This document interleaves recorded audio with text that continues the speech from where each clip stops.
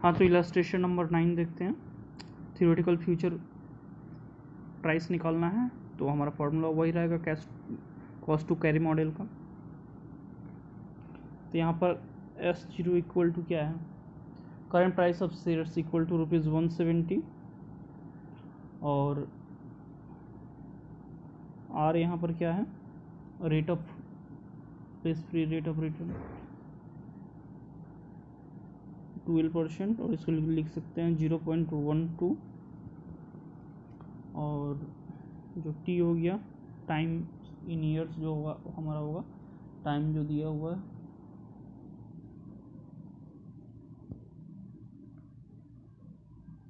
6 months का है। इसको हम लोग लिखते हैं 6/12 0.5 years. Theoretical future price equal to S0 बैठा देते हैं 170 इंटू e⁻r, तो 0.12 इंटू 0.5 माइनस डी। डिविडेंड कुछ बोला है कि नहीं देख लेता हूँ। डिविडेंड के बारे में तो कुछ बोला नहीं है, तो डिविडेंड यहाँ कुछ नहीं, 0 होगा।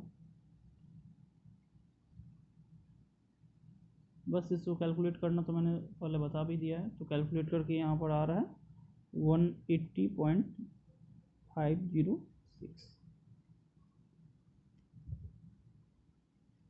और जो प्राइस पर शेयर इन फ्यूचर्स मार्केट जो अभी चल रहा है, देखिए हाँ वो किस अमाउंट पर मतलब फ्यूचर में एंटर कर सकते हो। आज का डेट में चल रहा है 190, तो फ्यूचर क्या लग रहा है तुम्हें, अंडर वैल्यूड है कि ये ओवर वैल्यूड है? तो हाँ ओवर वैल्यूड है। अगर ओवर है मतलब फ्यूचर में ज़्यादा दिखाई दे रहा है, तो फ्यूचर में हम सेल करेंगे, तो स्पॉट बाई कर लेंगे।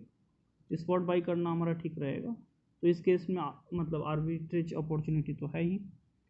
तो आर्बिट्रेज अपॉर्चुनिटी जो है स्टेप वाइज किया गया है। तो हमारा एक नंबर तो ये हो ही गया। 2 नंबर फिर देखते हैं। बस यही जो इंस्टीट्यूट का प्रेजेंटेशन है अगर लिखते हैं तो शायद ज़्यादा अच्छा रहेगा।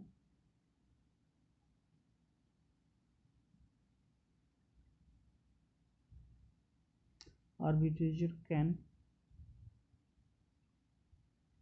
borrow the amount required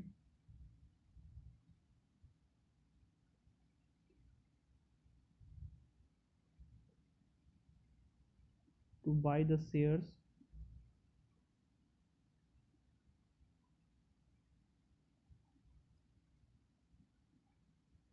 at the current market price।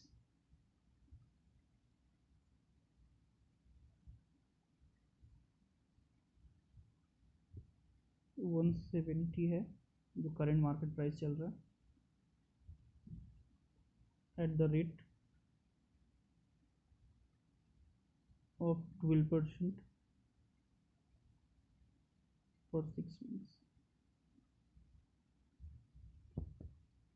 अगर आज बोरो करता है बैंक से और कहीं से भी बोरो करता है तो 12% per annum rate of interest देना पड़ेगा। तो उस हिसाब से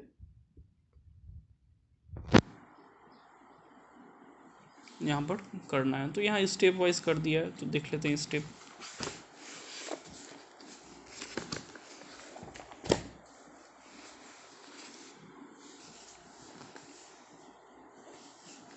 enter into a future contract to sell shares at the rate ₹190, मतलब हम सेल करेंगे ऐसा कॉन्ट्रैक्ट में एंटर करना है। Enter into futures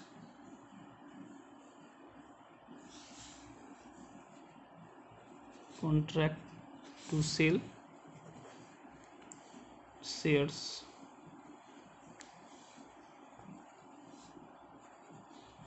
at the rate of ₹190।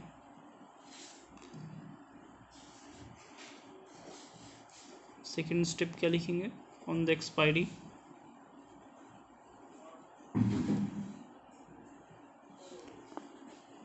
Date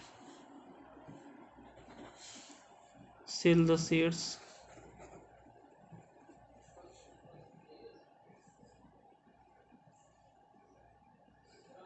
expiry पर जो है वो सेल्स कर देना 190 पर। हम सेल करने के कॉन्ट्रैक्ट में गए थे तो सेल करना है हमें।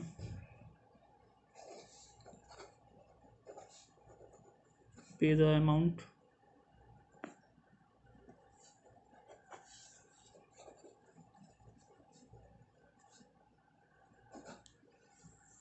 बोरोइंग टुगेदर इंटरेस्ट देना होगा।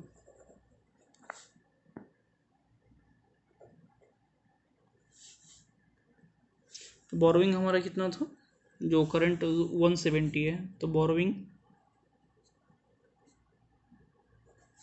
इक्वल टू 170, और जो तुम्हारा इस पर इंटरेस्ट है कॉन्टीन्यूस कंपाउंडिंग का हिसाब से निकाला गया, तो 170 इंटू e⁻8 t, बस इसको फार्मूला में बैठा देना तो हो जाएगा।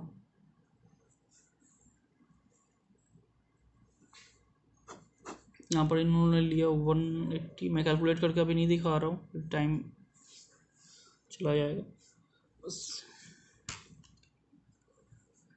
आफ्टर इंटरेस्ट ये आ रहा है तो 180.506 माइनस 170, इसका मतलब इंटरेस्ट जो आया है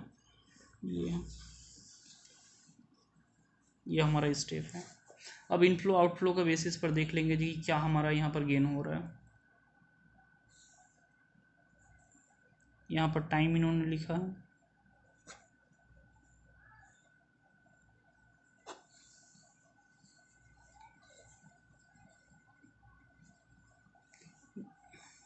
borrow eight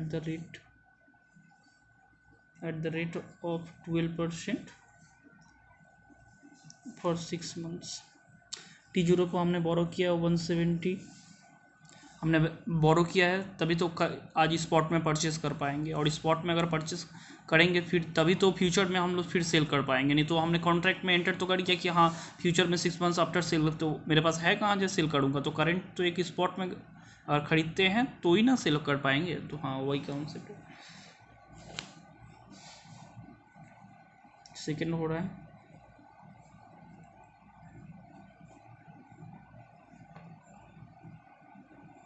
enter into a future contracts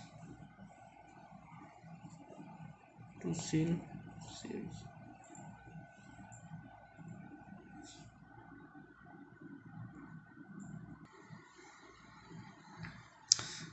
enter into a future contract to sell shares, तो ये भी T0 पर ही हम एंटर कर रहे हैं, तो कॉन्ट्रैक्ट में तो एंटर कर रहे हैं तो उसका तो है नहीं कुछ, एक ऐसे एक मार्जिन तो मेंटेन करना पड़ता है, लेकिन हाँ यहाँ पर कुछ नहीं है। On the expiry date,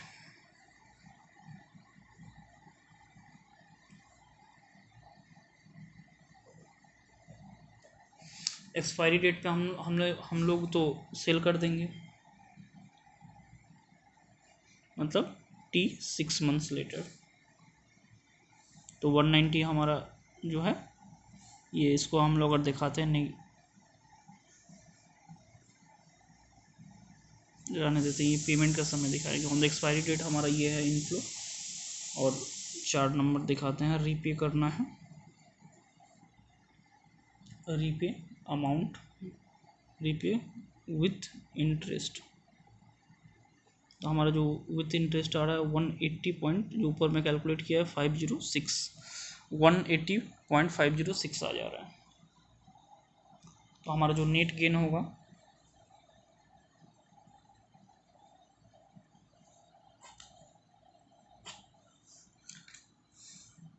190 minus 180.506,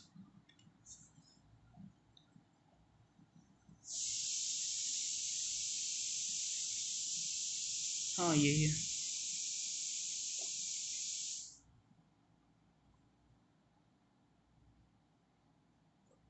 हाँ तो छोटा सा सवाल था, इजी सा था, और कुछ बड़ा है उसको बाद में सॉल्व मैं करूँगा।